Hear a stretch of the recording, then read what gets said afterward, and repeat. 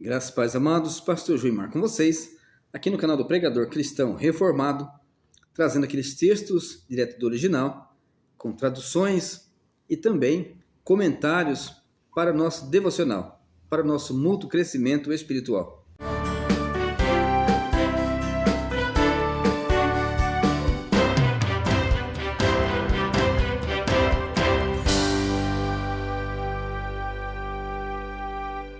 Você que é professor de escola bíblica, você que é evangelista, pregador, vale a pena nós debatermos temas sobre a Bíblia para o nosso crescimento.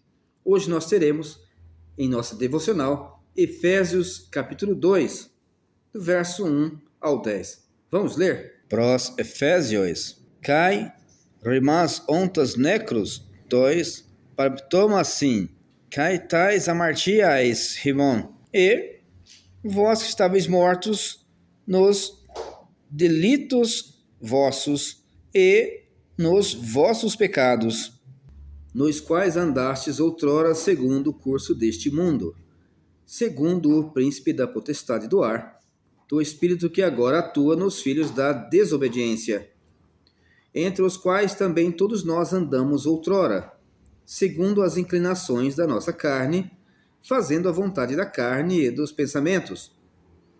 E éramos, por natureza, filhos da ira, como também os demais. Verso 4. Rodeteos, plusios, ron, en elei diaten polen agapen auto, en ecapesen rimas. Mas Teos, Deus, plusios, ron, en elei. Então Deus, sendo rico, plusios ron elei, em misericórdia, diaten polen, por causa de aqui, conjunção vai ser por causa de, muito amor dele. A tradução original seria essa, em quem nos amou. Estamos aqui com o aoristo. Então, e por causa do grande amor com que nos amou, e estando nós mortos em nossos delitos, nos deu vida juntamente com Cristo. Pela graça sois salvos. Verso 6. E juntamente com Ele, Cristo, nos ressuscitou e nos fez assentar nos lugares celestiais em Cristo Jesus, para mostrar nos séculos vindouros a suprema riqueza de sua graça, em bondade para conosco em Cristo Jesus. Olha o que ele para agora e diz para a alegria da igreja, do pecador. Pela graça sois salvos mediante a fé. E isto não vem de vós, é dom de Deus, não de obras para que ninguém se glorie. 10. Pois somos feitura dele, criados em Cristo Jesus para boas obras, as quais Deus de antemão preparou para que andássemos nelas. Meus irmãos, a carta do apóstolo Paulo aos Efésios, a epístola aos Efésios, foi uma epístola enviada para os cristãos da cidade de Éfeso e imediações igrejas que rodeavam essa igreja principal. Foi escrita com o propósito de que a igreja mantivesse a unidade recebida em Cristo. A igreja em si mesma já herda a unidade em Cristo, mas ela deve manter essa unidade.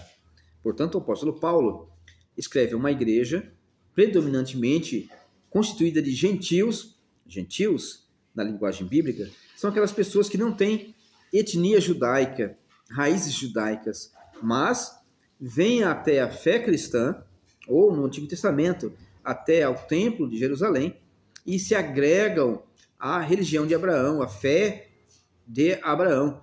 E no Novo Testamento, esses gentios, recebendo a palavra do Evangelho, creem em Jesus e agora são trazidos para a fé. E em Éfeso constitui uma igreja lindíssima, com predominância gentílica, mas também haviam judeus ali naquela igreja.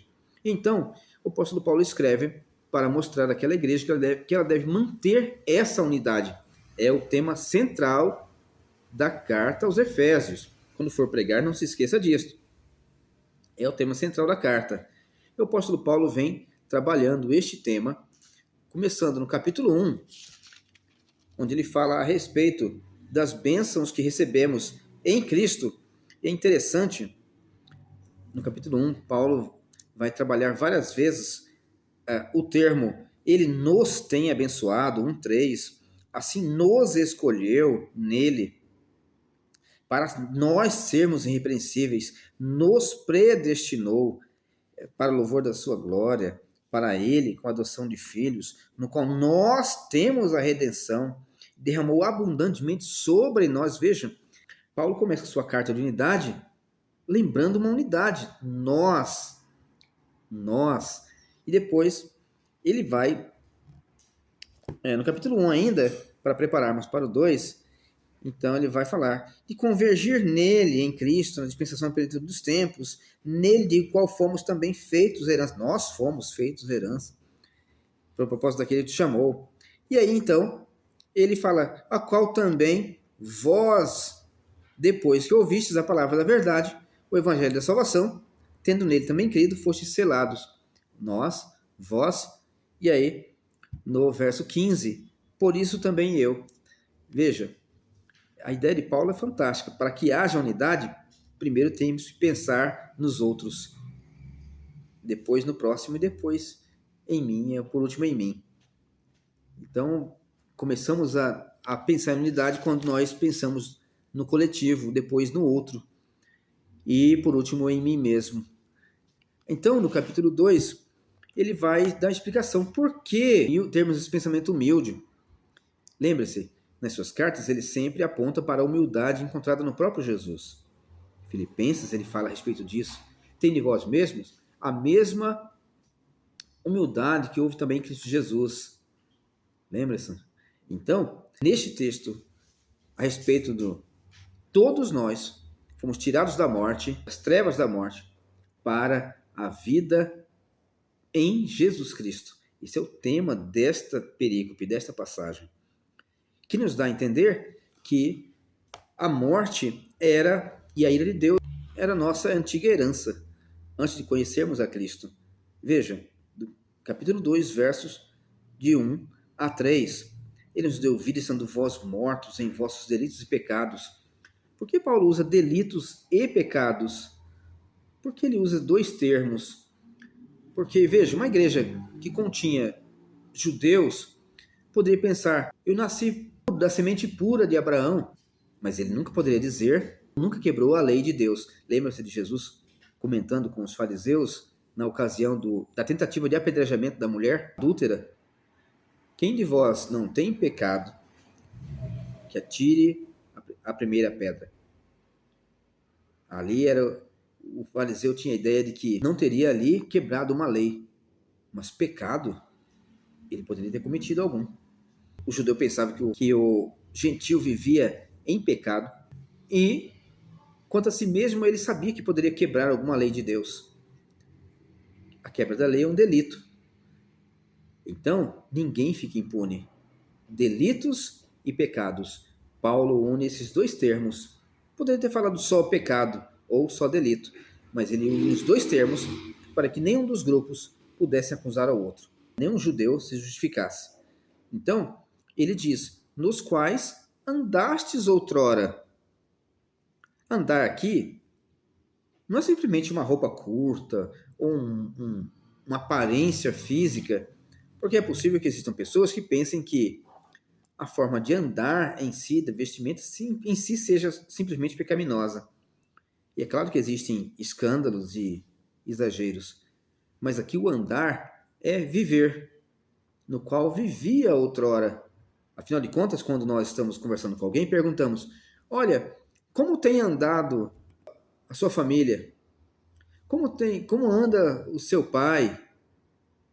Não está perguntando como é que você anda, passo após passo, pé por pé. Ou perguntando sobre sua vestimenta, mas sobre o seu proceder, sobre o seu modo de vida.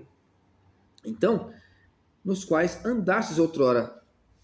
Esses a qual Paulo está escrevendo, predominantemente gentios, eles viviam uma vida longe de Deus, afastados da lei do Senhor, em pecados, em delitos. Então, segundo o curso deste mundo, o enredo deste mundo. Mas tem mais. Segundo o príncipe da potestade do ar. O que é príncipe da potestade do ar, Paulo? No texto original, vai ser praticamente a mesma coisa que o nosso português. Olha no verso 2. Eu vou marcar aqui. Então Aiona tu cosmo tutum. Segundo o curso deste mundo, cataton arconta tes exúsias tu aeros, segundo, conforme o arconta, o príncipe da potestade do ar, aeros, tu pneumatos tu non, o espírito que agora energuntus, ele energiza, a palavra energel, né, da palavra energel, ele dinamiza o pecado já existe no ser humano, mas ele utiliza este pecado para dominar sobre essas pessoas, tá? Nos filhos da desobediência. Então, aqueles ouvintes, todos os demais, pode ser até você que me escute agora e não tem ainda se rendido aos pés de Cristo, à servidão de Cristo, para servi-lo como seu Senhor e Salvador, todas essas pessoas andam, segundo a própria Escritura, sob a autoridade do príncipe das trevas, o príncipe do poder do ar, porque o diabo ele vive num mundo espiritual, comandando pessoas nos seus corações que estão entregues ao pecado. Pessoas que, por vezes, são pessoas que têm um coração generoso, porém, não saíram da servidão do príncipe das trevas e declaradamente se renderam a Cristo.